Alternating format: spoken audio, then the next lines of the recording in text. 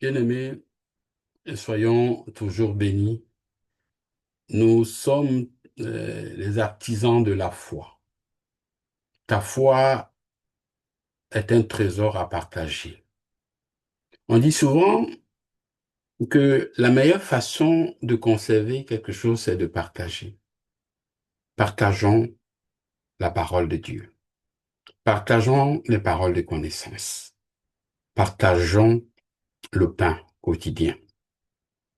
Le bonheur est la seule chose qui se double quand on le partage. Eh bien, la foi en Jésus, la foi en Jésus-Christ, c'est encore plus puissant. Plus tu partages, plus est grandi en toi et dans les autres. Amen. La Bible dit, nous ne pouvons pas ne pas parler de ce que nous avons vu et entendu. Non, ne restons pas en silence. Ta foi n'est pas pour rester enfermée dans ton cœur, mais pour briller comme une lumière dans ce monde. Oui, tu n'as pas besoin d'être un théologien pour témoigner. Il suffit de dire, voici ce que Dieu a fait pour moi. Il suffit de témoigner. Un proverbe africain dit, un homme seul est faible, mais une main tendue rallume le feu dans une autre. Ainsi, ton témoignage rallume l'espérance dans la vie de quelqu'un. Alléluia. Aujourd'hui, je voudrais t'inviter à oser. Ose une parole simple. Ose, ose.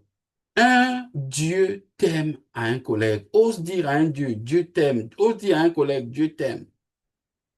Ose aussi envoyer un verset à un ami.